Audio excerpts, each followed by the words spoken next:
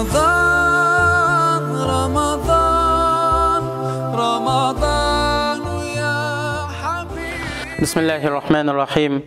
Elhamdülillah ve salatu ve selamu ala Resulillah amma ba'd. Assalamu alaikum ve rahmetullahi ve berekatuhu. Hürmetlik ustazlar ve qarindoshlar, Ramazandagi kundalik so'g'at programmamizning 29 bölümü bayram degan yangi kiyim kiygan kishi uchun emas, balki iymoni ziyoda bo'lgan kishi uchundir. Allah subhanahu wa ta'ala Qur'oni Karimda shundoq deydi: A'udhu billahi mineşşeytanirracim. Thumma awrasnal kitaballazina istafayna min ibadina faminhum zalimun li nafsihi ve minhum muqtasidun ve minhum sabiqun bil hayrati biiznillah. Zalika huvel fadlul kabir. Ayetning tarjimasi: Andin biz kitap yani Qur'onni bandalarimizdan biz tanlagan kishilarga miras qilib berdik. Ularning ba'zisi o'ziga zulm qilguvchilardir.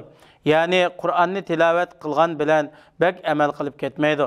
Ba'zisi o'tirhaldir. Ya'ni ko'p chaqlarda Qur'onga amal qilib, qisman chaqlarda amal qilmaydi. Va ba'zisi Allohning izni bo'yicha yaxshi ishlarni qilishga aldirg'uvchilardir. Ana shu katta marhamatdir. Fatir surasi 32-oyat. Biz ilgirki ummatlarni halak qilgandan keyin Qur'oni Karimni ummatlar orasidan tanlagan bandimiz Muhammad alayhisalomga miras qilib berdik. Ulardan gunoh ma'siyat qilish bilan o'ziga zulm qilguvchilar bo'ldi. Ulardan buyurilganni ado qilib, cheklangandan yenish bilan o'ttirhal yo'l tutuvchilar bo'ldi. Ulardan Allohning izni bilan yaxshi ishlarni qilishga, farz, vojib, sunnat va nafl amallarni to'liq ado qilishga aldirg'uvchilar bo'ldi. Ana shu kitob berish va mushu ummatni tanlash bo'lsa, katta marhamatdir.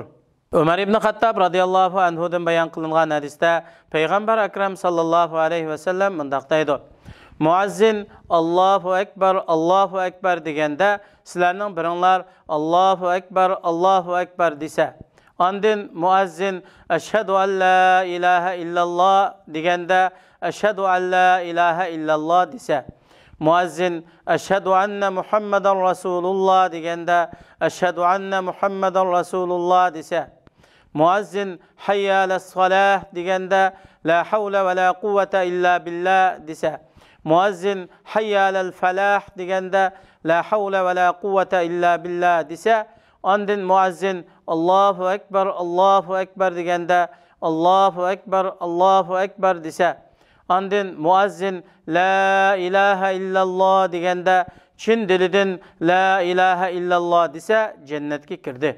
Muslim rivoyati. Hikoya: ikki do'st biliq tutish uchun biribdi. Ikkisining biri cho'ng bir biliqni tutib, xaltasiga silib ketgili mangibdi. Yana birisi uningdan "Nega borsan?" deb so'rabdi. Do'sti: "Men o'zimga kifoya qilg'idek cho'ng biliqdan birini tutdim, endi uyga qaytaman" debdi. Yana bir do'sti: "Meningkiga o'xshash cho'ng biliqdan ko'proq tutish uchun biroz saqlag'in" debdi. Do'sti uningdan "Nima uchun shunday qilaman?" deb so'rabdi.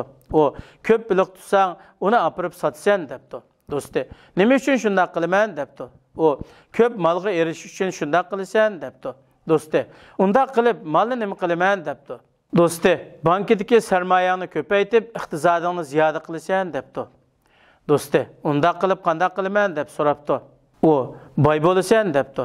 Do'sti: "Boy bo'lib nima qilaman" deb so'rabdi. U: "Kunlardan bir kuni cho'ng bo'lganda to'y qilib, vaqtingni ayoling va farzandlaring bilan xushal o'tkazsan" debdi. Aqlliq do'sti uningga: "Ha, bu men hozir qildigan ish ekan. Men buni kechiktirib cho'ng bo'lguncha saqlab umrimni zoya qilib o'tmayman" debdi. Hikmat: yaxshi fursat qachon yuz berdi desa, yaxshi fursat degan yaxshi tayyorlik bilan mos kelganda yuz berdi. Duo: Parvardigorimiz, kofirlarni bizga ziyonkashlik qilish imkoniyatiga ega qilmag'in.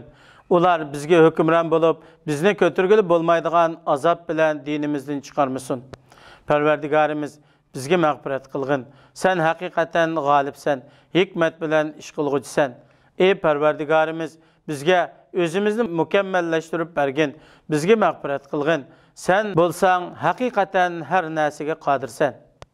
Fikr: olimlarning biri mundaq deydi: bayram degan yangi kiyim kiygan kishi uchun emas, balki iymoni ziyoda bo'lgan kishi uchundir. Biz bu bayramda iymonimizni ziyoda qilish uchun nima ish qilishimiz kerak? Rabbimiz bizning iymonimizni ziyoda qilg'ayla, amallarimizni qabul qilg'ayla, xatoliklarimizni afu qilg'ayla, do'zaxdan yiroq qilg'ayla, jannatga musharraf qilg'ayla. Amin. Vassalamu alaykum va rahmatullohi va barakatuh.